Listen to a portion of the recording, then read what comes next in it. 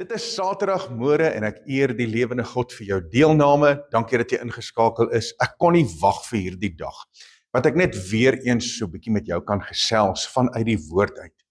En ek wil vandag hierdie woord oordra met die regte hart, die regte gesindheid, sodat die lewende God vereer en verheerlik sal word.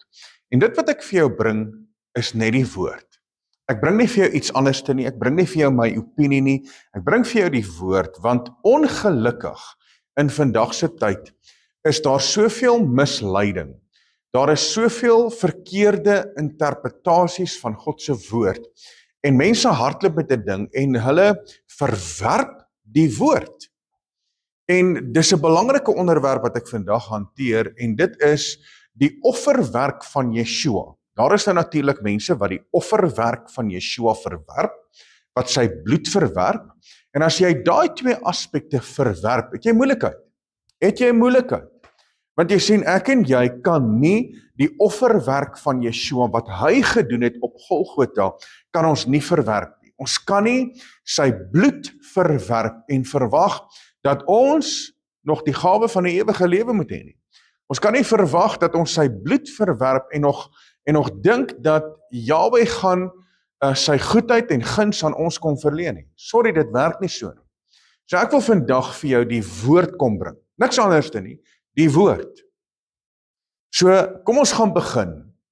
En ek praat met jou oor hierdie baie belangrike aspek, oor die offerwerk van Yeshua. Die waarde daarvan en wat dit doen in ons lewe. So my vraag aan jou is, het die offerwerk van Yeshua 'n belangrike rol in die lewe van alle gelowiges? Dan my tweede vraag wat ek vra, het die Ou Testament offers enige geestelike koneksie met Yeshua? En dan derdens, wat verseker my die toegang tot die ewige lewe? Hierdie is belangrike vrae wat ek vra.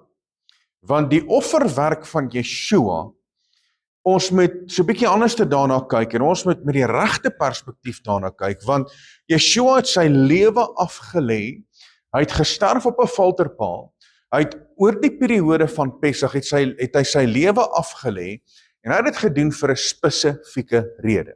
Hoekom? Want die Ou Testament, as jy gaan kyk van Genesis tot by Openbaring, word dit baie duidelik gestel, die doel van Yeshua, word dit baie duidelik gestel, van die begin tot die einde, is daar 'n goue draad wat reguit deurloop, waar dit gaan alles oor Yeshua. Alles oor Yeshua. So die Ou Testament offers, is dan natuurlik, het 'n koneksie met my geestelike lewe, en ook met Yeshua. So die bloedoffersisteem, word nou natuurlik deur Jahwe ingestel, en hierdie is 'n heenwysing na Yeshua. Nou kyk wat gebeur hier. In die boek van Genesis hoofstuk 3 vers 21. Ons almal ken hierdie gedeelte. Adam en Eva sondig. Hulle maak droog.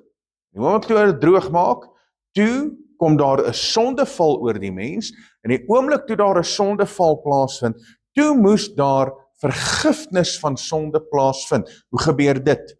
Deur 'n offer. So wat doen Vader? 'n lammetjie of 'n bokkie word geslag. Met ander woorde, daar is bloed wat vloei. Daar's bloed wat vloei. Genesis 3 vers 21, en Jahwe het vir die mens en sy vrou rokke van vel gemaak, en hulle het dit aangetrek. So daar moes 'n sterfte plaasvind. So was Adam en Eva skuldig? Absoluut.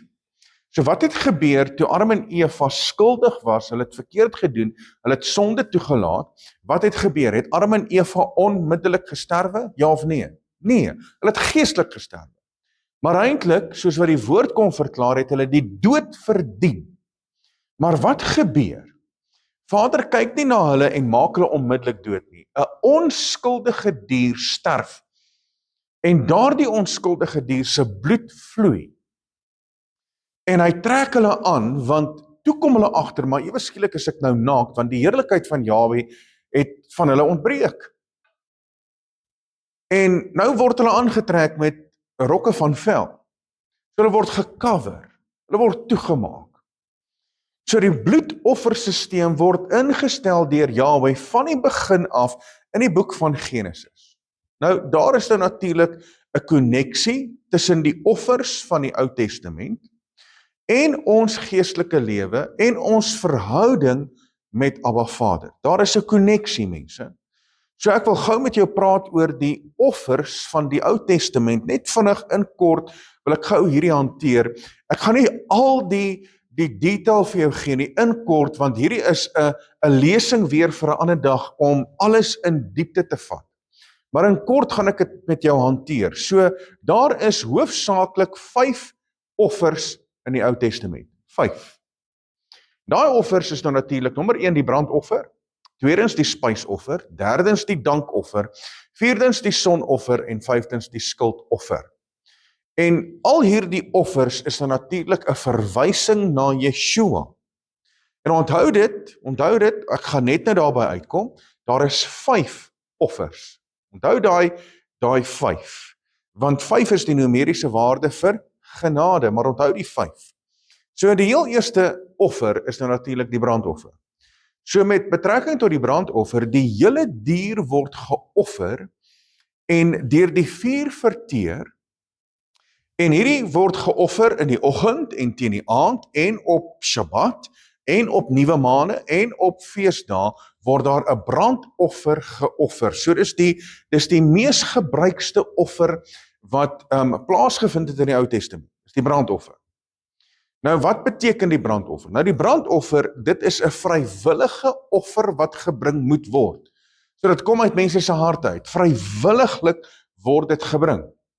Dit word totaal aan Yahweh geoffer. Die priesters kan geen deel daarvan kry nie, want gewoonlik met ander offers, die priester het 'n gedeelte daarvan, hy kan daarvan eet, so hy het 'n deel aan daardie offer. Maar in betrekking tot die brandoffer, die priesters kan geen deel daarvan kry of eet nie, want dit word totaal verbrand op die altaar. Totaal. So, baie belangrik, dis 'n vrywillige offer, dis totaal aan Elohim, en dit word totaal verbrand op die altaar. So, wat beteken dit? Hier kom Yeshua, en Yeshua kom vervul dit. Hy kom vervul dit en bring vir ons so 'n bietjie die betekenis van hierdie brandoffer. So Yeshua vervul dit, volgens die woord, Levitikus 1 vers 3, moet hierdie offer manlik wees, en Matteus 1 vers 21, was dit nou natuurlik Yeshua wat gebore is, manlik. En dan sê die woord, Levitikus 1 vers 3, daar mag geen gebrek wees nie, 1 Petrus 1 vers 22 tot 23, ons almal weet, ons ken, dat Yeshua het geen gebrek aan hom gehad nie. Hy is heilig, hy is soewerein, hy is almagtig, hy is die heilige, die gesalfde een. Daar's geen gebrek aan hom nie. Hy is die perfekte offer gewees. Dan, volgens Levitikus 1 vers 3, is dit weer eens 'n vrywillige offer. So, hy is vrywillig gegee, en volgens Johannes hoofstuk 10 vers 18, kom Yeshua en hy het vrywilliglik sy lewe afgelê. Vrywilliglik. Hy het sy lewe afgelê. Niemand het hom doodgemaak nie. Niemand het hom gevat by force nie. As Yeshua niks toegelaat het nie, het hulle niks aan hom gedoen nie. Maar vrywilliglik het hy sy lewe afgelê. Yeshua vervul dit, want hierdie offer moet doodgemaak word voor Yahweh, volgens Levitikus 1 vers 3, Matteus 25 vers 46 sê, dat Yeshua was voor Elohim, was hy geoffer gewees.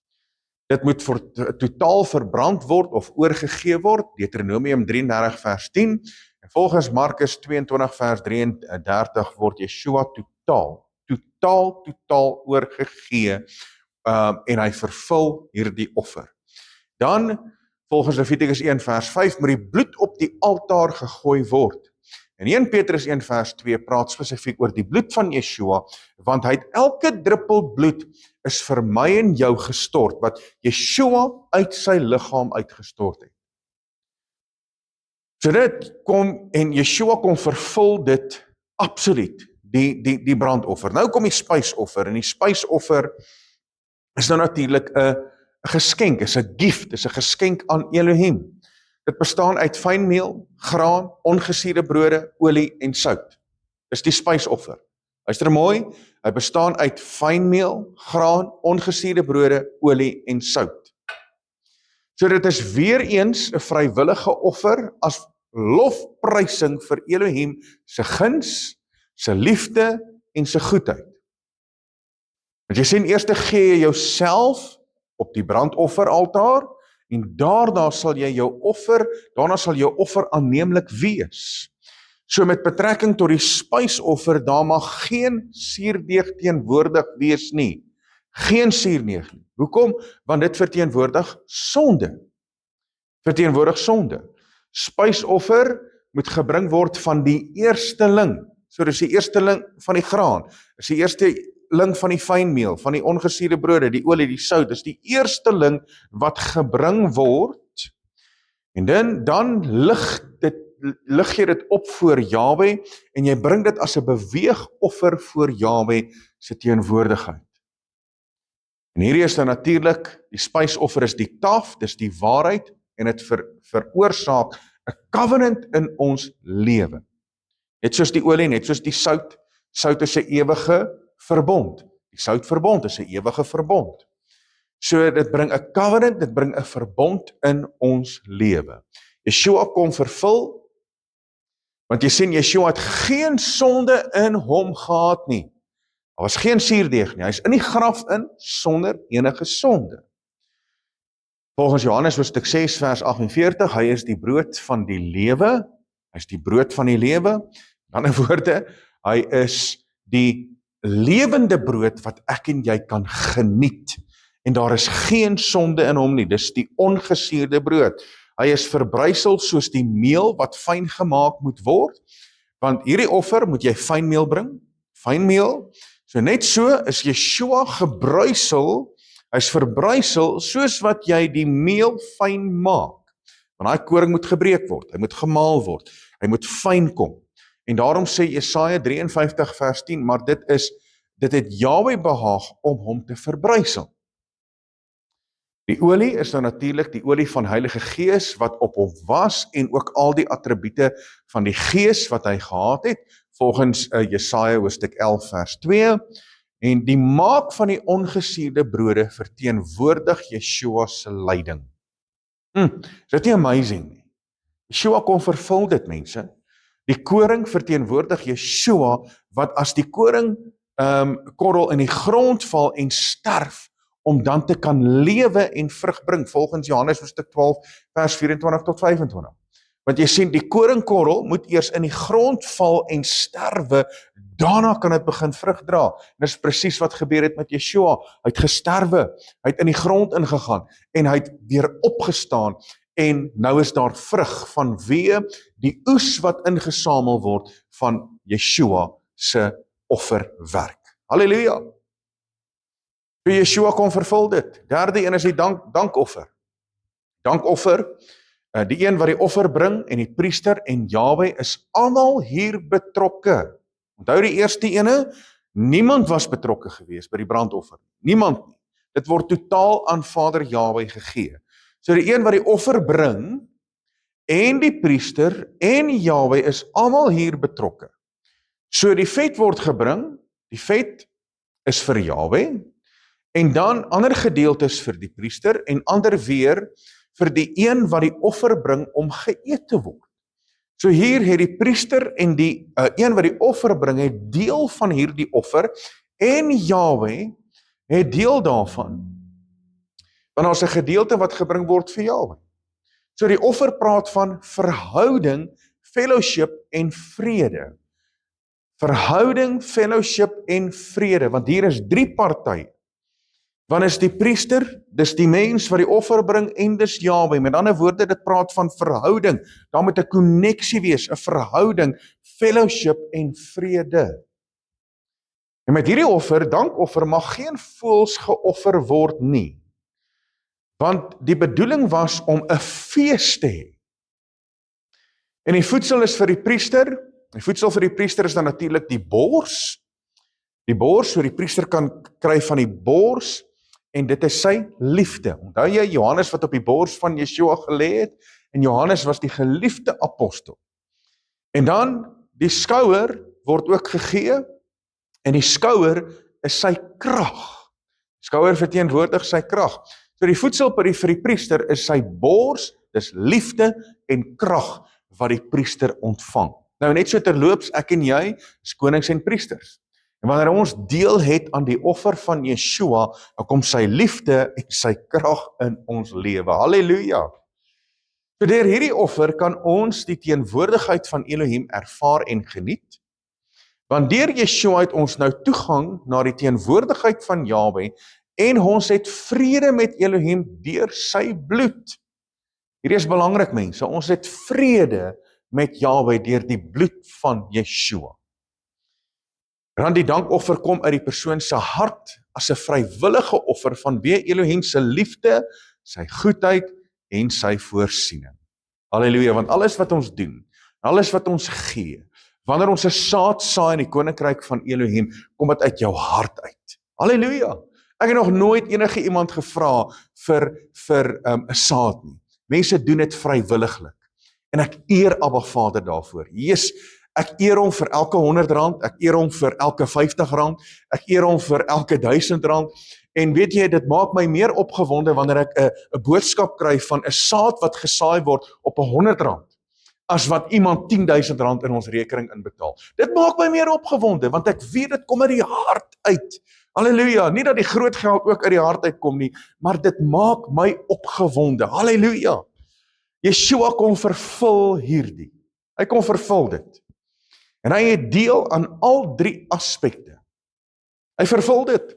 Hy is die offer wat sy lewe kom aflê het vir ons. Hy is die priester wat vir ons intree as middelaar en vir ons die vrede bring. En hy is die een wat die offer bring na die altaar. Hy vervul al 3 aspekte. Kyk wat sê Kolossense 1:20, en dat hy deur hom alles met homself sou versoen het, nadat hy vrede gemaak het deur sy bloed. Efesiërs 2:14-15, want hy is ons vrede, hy wat albei een gemaak het, die middelmuur van skeiding afgebreek het, deurdat hy in sy vlees die vyandskap tot niet gemaak het, naamlik die wet van gebooie wat in insettinge bestaan, sodat hy deur vrede te maak, die 2 in homself tot een nuwe mens kon skep. Prys sy naam. Hy bring vrede. Mense, die oomblik wanneer Yeshua in ons lewe is daar vrede. Nou die volgende offers, die sondoffer en die skuldoffer hanteer ek saam. So 4 en 5 hanteer ek saam. Want Yeshua is absoluut ons sondeoffer op Golgotha, wat vir ons die straf gedra het en ons sondes op hom geneem het, sodat ons versoening, vergifnis en vrymaking kan ontvang. Hier sê die woord dit, Jesaja 53:5. Hy is terwille van ons oortredinge deurboor, terwille van ons ongeregtigheid is hy verbrysel. Die dier wat op die altaar in die brand gesteek was, die dier was nie op die altaar aan die brand gesteek nie, ekskuus. Die dier was nie op die altaar aan die brand gesteek nie, maar wel buite die laar, want wat het gebeur met Yeshua? Hy was buite die stad geneem en hy was daar gefilter. So Yeshua kon vervul hierdie weer eens, want die dier was nie op die altaar in die brand gesteek nie, maar buite die laar. Maar die bloed was gebruik en voor Jahwe gesprinkel, sy bloed pleit onskuldig vir ons, dan op die horings van die altaar geplaas as 'n teken van vergifnis deur die bloed, en by die bodem van die altaar was ons gewete gereinig van sonde. So die skuldoffer verteenwoordig nou natuurlik die sondige natuur, waar ons nou natuurlik in swakheid sondig of onskuldig sondig. En dan sê die woord in 1 Johannes hoofstuk 1:7 dat die bloed van Yeshua die Messias, sy seun, reinig ons van alle sonde. So dit spreek van ons sondige natuur. Ouens, ons almal het 'n sondige natuur gehad. En baie keer is daar nog steeds 'n sondige natuur in ons, want ons het hierdie fight tussen die vlees en die gees. Ons het nog die sondige natuur, maar ons het die sonde afgesterwe. Nou lewe ons vir Yeshua. Ons moet dus sterf vir hierdie sondige natuur en lewendig gemaak word in Yeshua. So die skuldoffer praat van ons sondige dade en die bloed van diere kon dit nie wegvat nie, maar net bedek. Maar Yeshua se bloed neem weg die skuld en die krag van sonde. Yes, is dit nie amazing nie? Dis absoluut amazing. Nou Natuurlik het Yeshua dit vervul. Yeshua vervul dit. Deur sy dood op die folterpaal bring hy versoening, deur sy bloed, en hy neem weg die sonde en skuld en elkeen wat in hom glo en vertrou. So almal wat in hom glo en vertrou, neem hy die sonde en die skuld weg. So die oomblik wanneer jy jou gees oopmaak en Yeshua trek en hy was jou skoon met sy bloed, jy word wedergebore, dan is jy in 'n regstaande posisie voor Jahwe ons Elohim. So met ander woorde, hy is die sondoffer, hy is die skuldoffer, hy is die perfekte offer finaal en al. Finaal en al. Hebreërs 9 vers 26, maar nou het hy eenmaal in die volëinding van die eeue verskyn om die sonde deur sy offer weg te doen. So met ander woorde, daar is geensins meer nodig om 'n offer te bring nie. Geensins. Geensins nodig om 'n offer te bring nie, want die bloedofferwerk van Yeshua, dit wat hy kom doen het hy alles kom vervul. Dis hoekom Yeshua op die folterpaal gestaan het, en toe hy sy laaste asem uitgeblaas het, het hy gesê, dit is volbring, in terme van die seremoniële wet, in terme van dit wat die wet kom gee het, waar hy moes gekom het om gefolter te word en te sterwe, in terme van die seremoniële wet, al die offers wat vervul word in Yeshua, het hy vervul. En hy roep dit uit en hy sê, dit is volbring. Is volbring. So alles wat die Ou Testament van Yeshua praat, wat die profete nou natuurlik geprofeteer het Yeshua kom vervul. Jahwe se verlossing, en die onskuldige sterf vir die skuldige. Dis hoe Vader werk. Dis Jahwe se verlossing. Die onskuldige sterf vir die skuldige. Ons het gesien hoe dit gebeur het in die tuin van Eden. Dit het daar al gebeur. Die onskuldige sterf vir die skuldige. Hoekom gebeur dit? Kyk wat gebeur hier in Genesis hoofstuk 4 vers 10. En hy sê, want wat het jy gedoen? Die stem van die bloed van jou broer roep na my van die aarde af. So daar's 'n onskuldige bloed wat roep. Dink net so 'n bietjie, hoeveel onskuldige bloed is op hierdie aarde gegiet? So kan jy imagine wat roep na Vader toe op 'n daaglikse basis? Want hier sê dit dat die onskuldige bloed van Abel roep na die lewende God toe, roep na Jahwe toe. So dis hoe Vader Jahwe werk in terme van sy verlossing, die onskuldige sterf vir die skuldige. So die offer van Yeshua en sy bloed dien as die offer waardeur Vader Jahwe die mens regverdig. Ek wil dit weer vir jou gee, hier is belangrik, jy moet dit snap vandag. Die offer van Yeshua en sy bloed dien as die offer waardeur Vader Jahwe die mens regverdig. Die offer van Yeshua en sy bloed dien as die verbond tussen Vader Jahwe en die mens. Die offer van Yeshua en sy bloed bring versoening vir die sondes van die mens. So sonder dit, mense, het ek en jy moeilikheid. Sonder die bloedofferwerk van Yeshua het ons moeilikheid. As ek en jy nie die bloed aanwend aan ons lewe nie, het ons moeilikheid. Want jy sien, daar is 'n beklemtoning van die bloed in die woord. As 'n beklemtoning. Want wat gebeur met die offer? Die oomblik as daar 'n offer is, dis daar bloed wat vloei. Selfs met Yeshua, die oomblik toe die offer gekom het, toe is daar bloed wat vloei. So daar is 'n beklemtoning van die bloed in die woord. Dis 'n beklemtoning. Want jy sien, die pla in Egipte het begin met bloed. Die pla in Egipte het begin met bloed. En dit het geëindig met bloed. So die eerste plaag, wat het gebeur met die eerste plaag? Bloed. Water het in bloed verander. Wat gebeur met die tweede plaag? Die tweede plaag, of die 10de plaag, ekskuus. Die 10de plaag, wat gebeur? Die bloed aan die deurposte. So die eerste plaag en die 10de plaag, die eerste en die laaste. En wat sê Yeshua? Hy is die begin en die einde. Hy is die alef en die taf. Dit begin met bloed en dit eindig met bloed. Mense, net soos wat Yeshua sy lewe afgelê het en hy het gesterwe vir my en jou, het hy sy bloed gestort. So dit het alles begin by die bloed van Yeshua waar dit vir my verlossing bring. Wat gaan gebeur aan die einde van hierdie wêreld?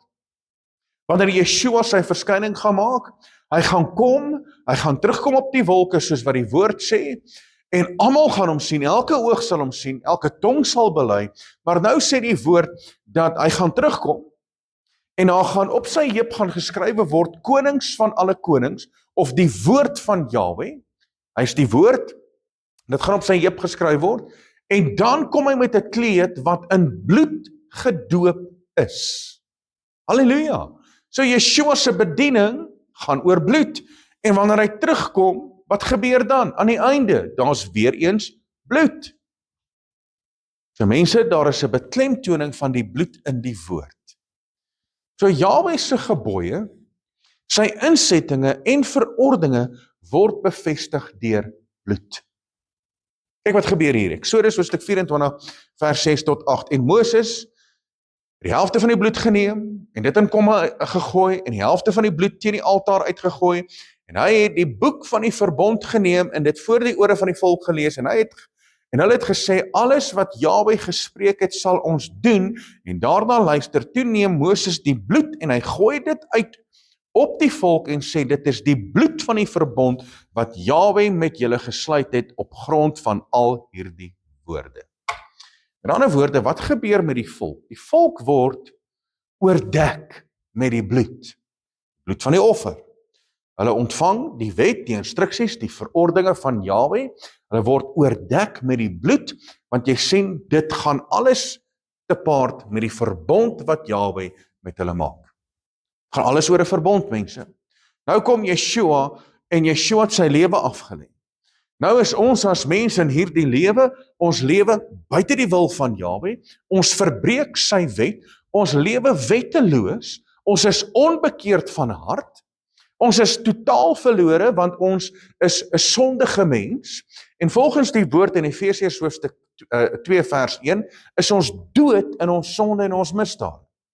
Maar nou kom Yeshua, nou hoor ons die evangelie, nou hoor ons die goeie nuus, dat ek en jy het 'n verlosser nodig, en daai verlosser is Yeshua, ons verlosser en saligmaker, en ons verstaan wie hy is, en nou maak jy jou gees oop, en jy maak jou gedagtepatroon oop, jy maak jou hart oop, Yeshua kom in, vanweer die feit dat jy jou sonde bely, 1 Johannes 1 vers 9, dat jy jou sonde bely, nou vind daar wedergeboorte plaas, soos wat Yeshua met Nikodemus gepraat het, in Johannes hoofstuk 3, nou vind daar wedergeboorte plaas, vanweer die feit dat Yeshua intrek in jou lewe, sy gees is dan inwonend in jou, hy was jou skoon met sy bloed, en jy word oordek met die bloed van die lam, jy word lewendig gemaak in jou binneste, in jou gees waar jy voorheen dood was, nou het daar wedergeboorte plaasgevind. In ander woorde, nou staan jy in 'n verbond met Jahwe. En dit gaan alles oor die bloed van Yeshua. Wanneer Vader na jou kyk, wat sien hy? Hy sien die bloed. Wanneer Vader na jou kyk, wat sien hy? Hy sien Yeshua. En dan word jy in geregtigheid gereken volgens die boek van Romeine. Jy word in geregtigheid gereken. So presies wat gebeur in die boek van Romeine, waar ek in geloof staan met Yeshua, gebeur hier in Eksodus hoofstuk 24. En die volk ontvang die woord, die volk word oordek met die bloed en hulle staan in 'n verbond. Die priesters word ook gereinig deur die bloed. Die priesters word gereinig deur die bloed. Levitikus 8 vers 23 tot 24. Kyk wat gebeur hier. En Moses het dit geslag en van die bloed geneem en dit aan die regteroorlel van Aaron en aan die duim van sy regterhand en aan die groottoon van sy regtervoet gestryk. Moses het ook die seuns van Aaron laat naderkom en van die bloed aan hulle regteroorlel en aan die duim van hulle regterhand en aan die groottoon van hulle regtervoet gestryk. Daarna het Moses die oorige bloed rondom die altaar uitgegooi. So hier word fisies die bloed aangewend aan hulle lewe. Dit is belangrik om te kyk waar word dit aangewend. Die regteroorlel, die regterduim en die regtergroottoon. Ek kan nou nie my toon vir jou op kamera wys nie, maar die regtergroottoon. So daar's 3 aspekte. En daardie drie numeriese waarde is nou natuurlik covenant. Dit bring jou in 'n verbond. So die regteroorlel gaan alles oor dit wat jy hoor, dit wat jy inneem en jou gedagtepatroon, dit gaan oor jou hele wese. So met ander woorde, jy moet verander in die gees van jou gemoed, jou gedagtepatroon, so jy moet gesuiwer word, sodat jy 'n nuwe perspektief kan hê. Dan jou regterduim is dan natuurlik jou handel. Wat jy doen in hierdie lewe, jou handel, waarmee jy besig is. Jou regtergroottoon is dan natuurlik jou wandel, waar jy moet wandel in die weë van Jahwe ons Elohim. So die priesters word gereinig. En so terloops, volgens die boek van Petrus, 1 Petrus hoofstuk 1, of hoofstuk 2, vers 9, ons word gereken as 'n koninklike priesterdom. So, jy is ook 'n priester, en jy moet ook so gereinig word. So met ander woorde, jy moet die bloed van Yeshua deelagtig word. Net soos wat die priesters fisies die bloed deelagtig geword het. Maar jy sien, die bloed van die lam het baie groter krag as die bloed van bokke, stiere en beeste. Baie meer krag. Was dit net die priesters gewees wat gereinig was? Nee. Die melaatses word ook gereinig. Die melaatses word ook gereinig. Nou wat beteken melaats? Melaats is eintlik, dit verteenwoordig sonde. Melaatsheid verteenwoordig sonde. So, hoe word ek gereinig van sonde? Is dit net die priesters, of is dit almal wat gereinig kan word van sonde?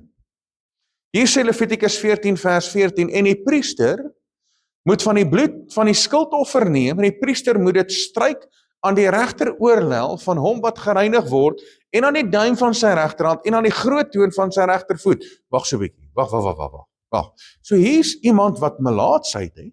Melaatsheid verteenwoordig sonde, so hy word op dieselfde manier gereinig as wat die priesters gereinig word. So met ander woorde, net soos wat die priesters die bloed deelagtig word, so moet almal wat kom tot geloof in Yeshua, moet die bloed deelagtig word, sodat ons gereinig kan word van sonde en ongeregtigheid. Mense, dis eenvoudig. Hier sê die woord dit. Want onthou een ding, dat die Ou Testament is 'n skaduwee vir dit wat gaan gebeur en moet gebeur, en 'n skaduwee vir Yeshua, en Yeshua het alles kom vervul. Onthou, daar's 'n goue draad wat regdeur hardloop van Genesis tot by Openbaring. Die offers van die Ou Testament was altyd met bloed gewees. Altyd. En dis 'n verwysing na die offer van Yeshua. Meen gaan kyk net so 'n bietjie na Levitikus, vanaf hoofstuk 1 tot en met hoofstuk 7, hoofstuk 6, die bloed word gesmeer op die horings van die altaar, die res word uitgegooi teen die onderkant van die altaar.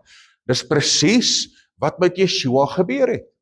Toe Yeshua op die filterpaal hang, wat gebeur? Daai bloedvlekke is op die filterpaal, maar die bloed val ook onder aan die onderkant van die altaar. Dit wat Yeshua gedoen het, is uit sy lewe kom lê op die altaar. Sy lewe kom lê.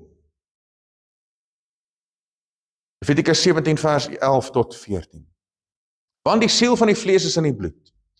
En ek het dit aan julle op die altaar gegee om vir julle siele versoening te doen. Luister baie mooi wat sê hy. Die bloed word gegee om vir julle siele versoening te doen, want die bloed bewerk versoening deur die siel.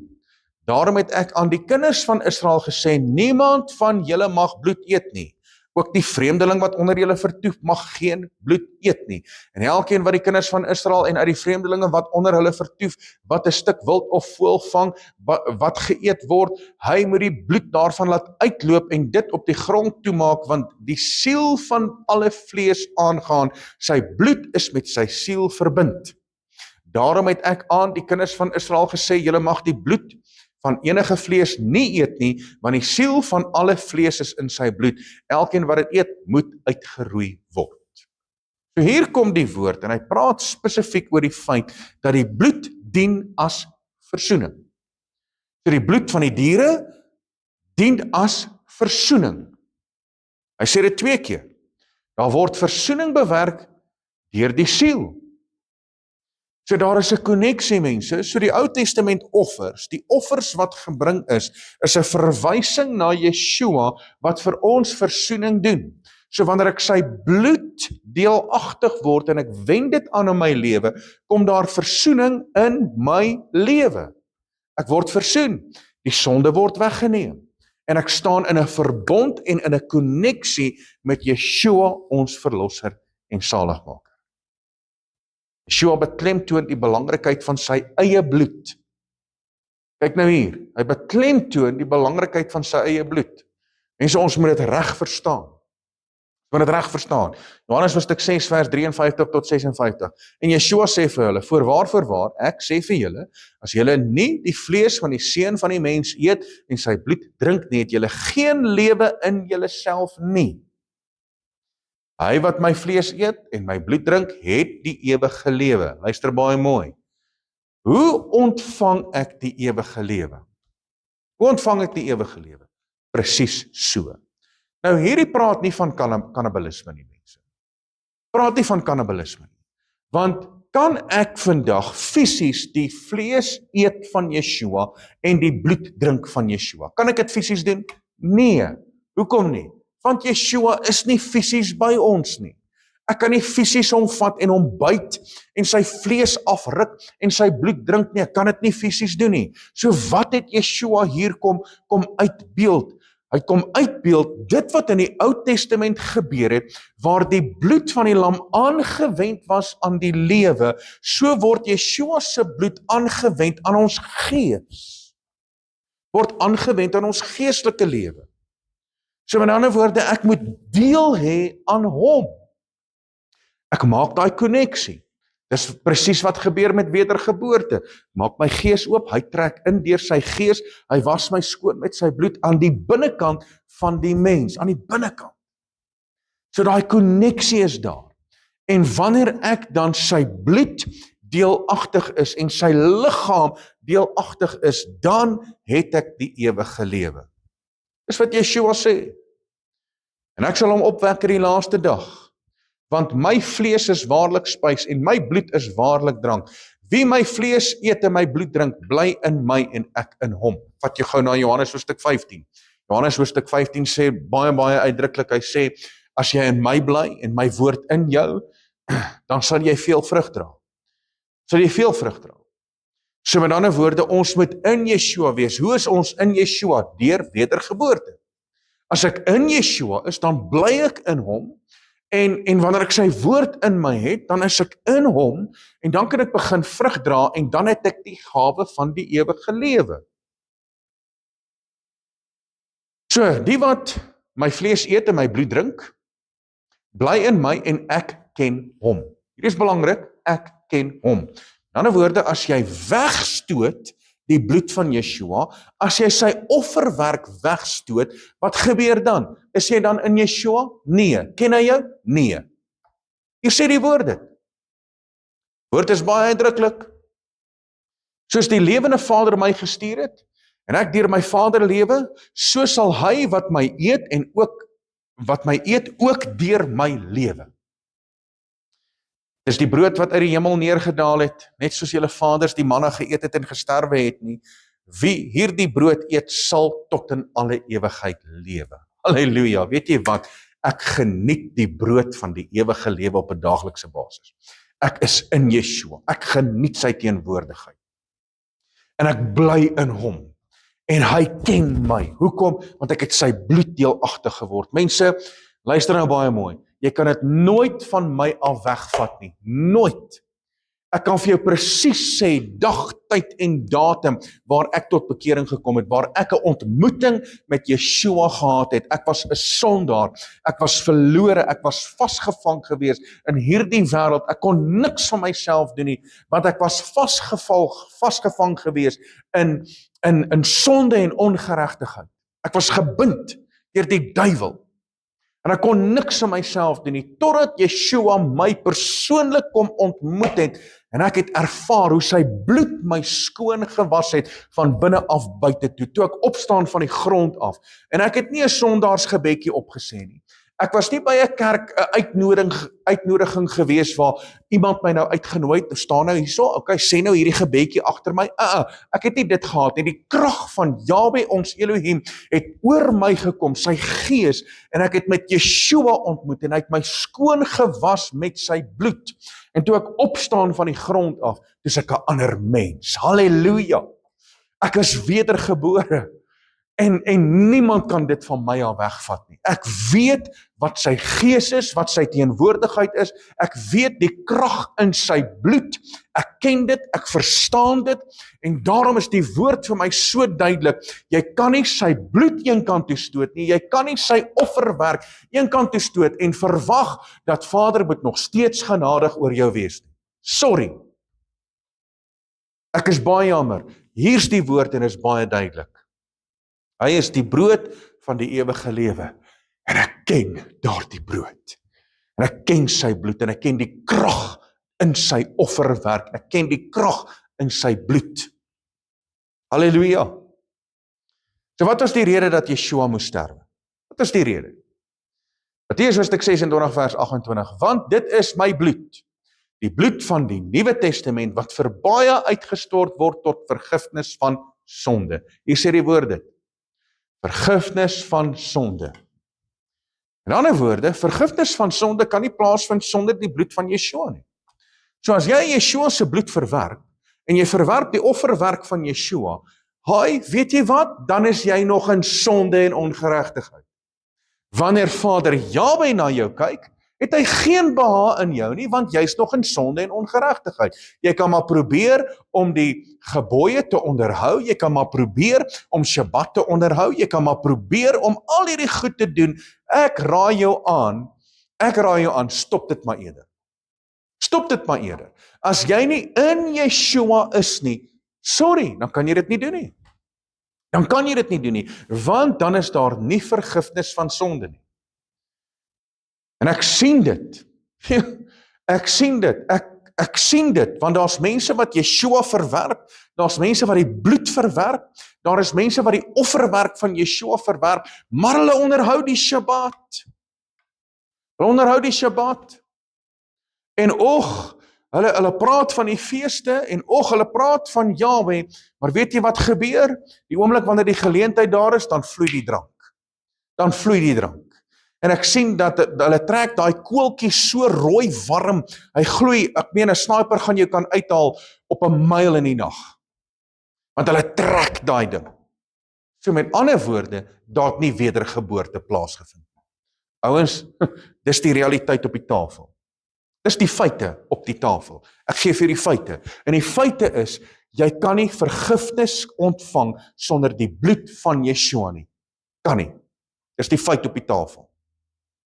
So wat reinig ons van sonde? In Johannes 1 vers 7, maar as ons in die lig wandel, soos hy in die lig is, dan het ons gemeenskap met mekaar, en die bloed van Yeshua, die Messias, sy seun, reinig ons van alle sonde. Hoe gebeur dit?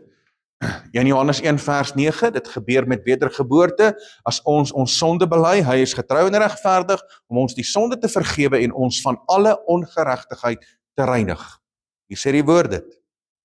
Ek sê niks uit my duim uit nie, ek gee vandag vir die woord. 1 Petrus 1 vers 18 tot 21, omdat julle weet dat julle nie deur verganklike dinge silwer of goud losgekoop is uit die ydelle lewenswandel wat deur die Vaders oorgelewer is nie, maar deur die kosbare bloed van Messias. So het die offerwerk van Yeshua enige waarde? Yes, die hoogste waarde, want dit is die kosbare bloed van Messias, soos 'n lam sonder gebrek en vlekkeloos. Hy is die perfekte offer, die finale offer, en hy is die een wat ons kom was met sy bloed. Wat wel vooruit geken is en voor die grondlegging van die wêreld, maar in hierdie laaste tye geopenbaar is om julle ontwil, julle wat deur hom glo in Elohim, wat hom uit die dode uit opgewek het, om hom heerlikheid te gee, sodat julle geloof en hoop in Elohim kan wees. Prys sy naam. Prys sy heilige naam. So hoe word ek geregverdig gemaak? Hoe word ek regverdig gemaak? En hier kom ons by die boek van Romeine, En mense, ek is tans besig met die boek van Romeine. Die van julle wat op maandeaande inskakel op ons WhatsApp groepe, ons is tans besig met die boek van Romeine en ons het nou al 'n paar goed gehanteer, so ek word geregverdig gemaak deur my geloof in Yeshua. Kyk wat sê hy in Romeine hoofstuk 3 vers 25 tot 26. Hom het Elohim voorgestel in sy bloed as 'n versoening deur die geloof, om sy geregtigheid te bewys deurdat hy die sondes ongestraf laat bly het wat tevore gedoen is onder die verdraagsaamheid van Elohim om sy geregtigheid te toon in die teenwoordige tyd, sodat hy self geregverdig kan wees en regverdig maak wie uit die geloof in Yeshua is. So hoe word ek geregverdig? My geloof in Yeshua regverdig my, want ek word gewas deur sy bloed, en nou staan ek in 'n regstaande posisie voor die lewende God, en as ek dan in geregtigheid wil wandel, dan moet ek wandel in sy wet, sy insettinge, sy verordeninge. Ek kan nie aan die ander kant funksioneer nie. Kan nie. Ek kan nie eers wil wandel in sy weë, in sy geregtigheid, in sy insettinge en gebooie, en dan verwag Vader moet my genadig wees, en ek verwerp Yeshua, ek verwerp sy bloed, ek verwerp sy offerwerk, en nou dink ek alles is okay nie. Nee, dis nie hoe dit werk nie. Die woord is uitdruklik, my geloof in Yeshua regverdig my, want sy bloed kom, was my skoon. En vanweë dit het ek die vermoë, deur die Gees van God wat nou inwonend in my is, om te wandel in geregtigheid. So om te wandel in geregtigheid, om te wandel in sy wet, sy insettinge, verordeninge, moet die resultaat wees van verlossing. Dit moet die resultaat wees, mense. Romeine 5 vers 8 tot 10, maar Elohim bewys sy liefde tot ons daarin dat Messias vir ons gesterwe het toe ons nog sondaars was. Veel meer dan sal ons, nou dat ons geregverdig is in sy bloed, deur hom gered word van die toorn. So hoe word ek gered van die oordeel, die toorn van Jahwe? Hoe word ek verlos daarvan? Deur sy bloed. Want as ons, terwyl ons nog vyande was, met Elohim versoen is deur die bloed van sy seun, veel meer sal ons deur sy lewe gered word, nou dat ons versoen is. Halleluja, is dit nie pragtig nie? En nou Hebreërs hoofstuk 9 vers 11 tot 15, maar Messia wat opgetree het as hoëpriester van die toekomstige weldade het deur die groter en volmaakter tabernakel wat nie met hande gemaak is nie, dit wil sê wat nie aan hierdie skepping behoort nie, ook nie met die bloed van bokke of kalwers nie, maar met sy eie bloed eenmaal ingegaan in die heiligdom en 'n ewige verlossing teweeggebring, want as die bloed van stiere en bokke en die as van 'n vers wat die verontreiniges besprinkel, heilig maak tot reiniging van die vlees, hoeveel te meer sal die bloed van Messia, wat homself deur die ewige Gees aan Elohim sonder smet geoffer het, julle gewete reinig van dooie werke om die lewende God te dien, en daarom is hy middelaar van 'n Nuwe Testament, sodat terwyl daar 'n dood plaasgevind het vir die verlossing van die oortredinge onder die Eerste Testament, die wat geroepe is, die belofte van die ewige erfenis kan ontvang. Wow, dis daarom 'n pragtige gedeelte wat praat oor sy bloed, en hoe ek en jy die ewige lewe kan ervaar en beleef vanweë die bloed van Yeshua. Hebreërs 9 vers 22, en byna alles word met bloed gereinig volgens die wet, en sonder bloedvergieting vind daar geen vergifnis plaas nie. Hier sê die woord dit. Sonder bloedvergieting vind daar geen vergifnis plaas nie. So hoe word ek vergewe? Alleen deur sy bloed. Nou hier is 'n skrifgedeelte wat jou heel waarskynlik gaan blaai. Ek gaan hierdie skrifgedeelte gou vir jou gee. Nou luister nou baie mooi na vers 5. Ek lees vir jou van Hebreërs hoofstuk 10, vanaf vers 1 tot vers 5. Want die wet, wat 'n skaduwee het van die toekomstige weldade, na die beeld self van die dinge nie, kan nooit deur dieselfde offers wat jaar na jaar gedurig gebring word, die wat tevore tot volmaaktheid lei nie, anders sou hulle opgehou het om geoffer te word. Omdat die wat die diens verrig nadat hulle eenmaal gereinig is, geen bewussyn meer van die sonde sou gehad het nie. Maar in die offers, wat se offers? Die offers van die Ou Testament, is daar jaar na jaar 'n herinnering aan die sondes. Want die bloed van stiere en van bokke kan onmoontlik die sonde wegneem. Hier sê die woord dit. So, daar's 'n probleem. Die probleem is, die sonde word net oordek. Dit kan onmoontlik nie die sonde van die mens wegneem nie. Anderste was die bloedoffersisteem vandag nog steeds hier. En dan het ek en jy moeilikheid gehad. Mense, kan jy imagine, jy kom van die werk af. Och, jy het nou weer jou meer verloor. Jy het hierdie ou uitmekaar gevloek. Toe jy nou in die verkeer gery het, nou kom jy by die huis, nou moet jy eers die priester gaan soek, dan bring jy jou offer, en dan offer jy weer, en dan volgende week, dan verloor jy dit weer, of jy maak droog, of jy kyk na 'n ander vrou, of jy kyk pornografie, nou moet jy weer met 'n offer kom na die priester. Ek moet weer offer. Dink jy daar sou genoeg diere op hierdie aarde gewees het? Nee, daar sou nie. Hier sê die woord dit, want die bloed van stiere en bokke kan onmoontlik die sonde wegneem.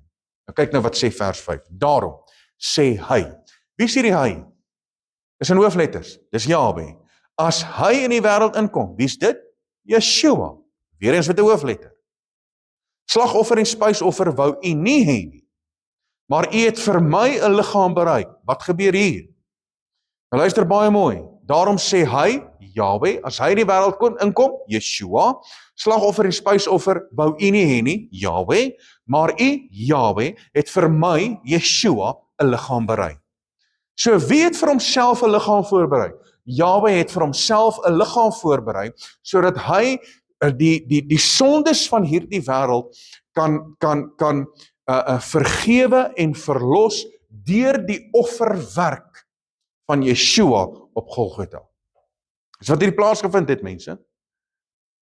En hierdie is 'n amazing skrif. So Yeshua se bloed roep uit. Net soos wat Abel se bloed uitgeroep het, so roep Yeshua se bloed uit. Want waar is Yeshua se bloed gestort? Hier op aarde. Hebreërs hoofstuk 12 vers 22 tot 24. Maar julle het gekom by die berg Sion. Julle het gekom by die berg Sion en die stad van die lewende Elohim, die hemelse Jerusalem en 10.000 engele, by die feestelike vergadering en die gemeente van die eersgeborenes wat in die hemel opgeskrywe is, en by Elohim, die regter van almal, en by die geeste van die volmaakte regverdiges, en by Yeshua, die middelaar van die Nuwe Testament, en die bloed van die besprinkeling, wat van beter dinge spreek as Abel. Beter dinge spreek as Abel. So Abel se bloed was onskuldig. Ontskuldig. Hoe werk Vader Jahwe? Die onskuldige moet sterf vir die skuldige. Dis hoe Vader Jahwe werk. Dis hoe daar vergifnis plaasvind. Die onskuldige moet sterf vir die skuldige. En dis hoekom die onskuldige dier moes gesterwe het vir die skuldige mens. En nou kom Yeshua, nou die onskuldige Yeshua moes gesterf het vir die skuldige mensdom. So met ander woorde, soos wat Abel se bloed uitroep, so kom Yeshua se bloed, en hy sê hierso, en die bloed van die besprinkeling, wat van beter dinge spreek as Abel. So sy bloed is 1000 maal, 1 miljoen maal, beter as Abel se bloed. So sy bloed roep uit. So wat roep Yeshua se bloed uit? Yeshua se bloed roep uit, vergewe. Vergewe. My kind, jy's vergewe. Wanneer jy sy bloed deelagtig het, sy bloed is oor jou.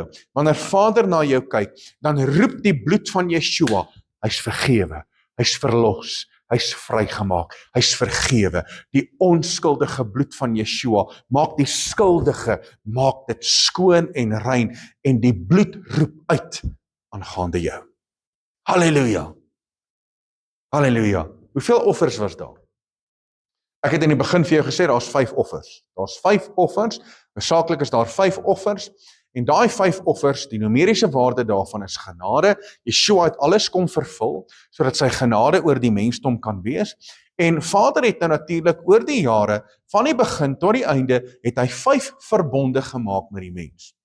5 verbonde. Luister maar baie mooi. Verbond nommer 1, Adam en Eva na die sondeval. Want die verbond gaan te paard met bloed. Daar was 'n onskuldige dier wat gesterf het, hulle is aangetrek met die velle van daardie bokkie, so daar was 'n verbond gewees met Adam en Eva. Dit is verbond nommer 1. Verbond nommer 2, Noag na die sondvloed. Wat het gebeur? Hulle kom uit die ark uit en 'n dier word geoffer en Vader bring 'n reënboog en hy maak 'n verbond met Noag. Verbond nommer 3, Abraham deur die besnydenis en ook die diereoffer in Genesis hoofstuk 15. So wat het plaasgevind met die besnydenis? Bloed. So Vader maak 'n verbond. Toe kom Vader en hy praat met Abraham in die boek van Genesis hoofstuk 15. Hy sê offer hierdie diere, sny dit in die helfte deur, sit een kant daai kant, een aan daai kant en hy stap, Yeshua kom en hy stap tussendeur daardie offers. Tussendeur. Abraham slaap, daar's 'n diepe slaap oor hom en hy stap tussendeur. En daar kom 'n verbond met bloed kom oor Abraham. Verbond nommer 4. Die volk van Israel by die berg van Sinaï. Hulle ontvang die Ketubah. Hulle ontvang die huweliks kondisies, die wet, die insetting en die verordeninge. Dit word besprinkel en hulle word besprinkel met die bloed en hulle kom in 'n verbond met Jahwe. Word weer eens bevestig met bloed. Verbond nommer 5 is die bloedverbond van Yeshua. En daarom het Yeshua in die nag wat hy verraai is, het hy die brood gebreek en gesê, neem eet, dit is my liggaam, en gesê, hier is die beker van die Nuwe Testament in my bloed, drink almal daarvan. En hy kom maak 'n verbond met ons, deur sy bloed op Golgotha, vir my en vir jou. Halleluja, halleluja. So oorwinning is alleen deur die bloed van Yeshua, deur sy offerwerk op Golgotha. Kyk wat gebeur weer eens aan die einde. Onthou ek het vir jou gesê, alles begin met bloed en alles eindig met bloed. Openbaring hoofstuk 12 vers 11. Laaste skrif, en hulle het hom oorwin. Hoe? Deur die bloed van die lam en deur die woord van hulle getuienis en hulle tot die dood toe hulle eie lewe nie lief gehad nie. Halleluja. So hoe vind daar oorwinning plaas? Alleen deur die bloed van die lam. Halleluja. Kan julle sien die waarde van Yeshua se offerwerk? Kan julle sien die belangrikheid van sy offerwerk, die groot waarde wat daar is en die waarde van sy bloed in my lewe? Kan julle sien? So kan ek enigsins die offerwerk van Yeshua eenkant stoot? Nee. Kan ek enigsins sy bloed verwerp? Nog minder. Want deur dit het ek en jy die gawe van die ewige lewe en verlossing van sonde tot in alle ewigheid. Halleluja, halleluja. Mense, ek wil saam met jou bid vir 'n oomblik. Net daar waar jy is, kom ons bid saam. Kom ons lig ons hande op na Jahwe ons Elohim en ons eer hom, ons dank hom en ons prys hom vir die bloed van Yeshua. Vader, dankie vir hierdie dag, dat ons net weer eens kan besef die belangrikheid van die bloed van Yeshua, die waarde wat daar is in die offerwerk van Yeshua, ons verlosser en saligmaker. U het al van die begin af verkondig wat sou gebeur het en Yeshua dit kon vervul en u verkondig verder wat gaan gebeur tot aan die einde toe. En daarom dank ons u dat ons vandag kan oorwin deur die bloed van Yeshua, die bloed van die lam en deur die woord van ons getuienis. Vader, u woord verklaar dat as ons in geregtigheid staan, dan gebeur dit alleen deur die feit dat ons deur die bloed van die lam vrygekoop is, dat ons skoon gewas word deur die bloed van Yeshua. Vader, daarom wil ons bely en ons wil erken dat Yeshua is ons rots, ons toevlug, ons krag en ons sterkte. Hy is ons verlosser en saligmaker. Hy is die ewige lewe. Hy is die brood van die ewige lewe. Hy is die water van die lewe en daarom sal ons Yeshua deelagtig word in alle aspekte van ons lewe. Vader, vergewe ons as ons enigsins Yeshua verwerp het. As ons enigsins die bloedofferwerk verwerp het, as ons enigsins die offer van Yeshua op Golgotha verwerp het en die bloed van die lam een kant toe gestoot het, vergewe ons, Vader, en help ons dat ons net weer opnuut sal fokus op wie U is. U is ons rots, U is ons ewige meester, U is die een wat ons verlos uit hierdie wêreld van sonde en ongeregtigheid. En daarom spreek ek nou vrede en ek spreek seën oor elkeen van ons se lewe uit. En elkeen wat die bloed deelagtig word, elkeen wat die offerwerk deelagtig word, dat ons sal bly in Yeshua. En as ons bly in Yeshua, dan ken U ons. En ons ken U. En as ons bly in U en U woord in ons, dan sal ons veel vrug dra. Ek bid vandag, Vader, vir vrugbaarheid. Ek bid vandag, Vader, dat U met ons sal ontmoet op 'n bonatuurlike wyse. Vader, dis ons gebed, dis ons uitroepe vandag, in die naam bo alle name, die naam van ons Meester Yeshua. En ons gees roep uit. Halleluja. Halleluja. Mense, baie dankie dat jy ingeskakel was. Ek eer Abba Vader vir hierdie woord en dat hierdie woord vandag 'n verandering kom maak in jou lewe. Mag jy geseënd wees. Geniet jou Saterdag verder en ek groet jou. Wees geseënd. Shalom.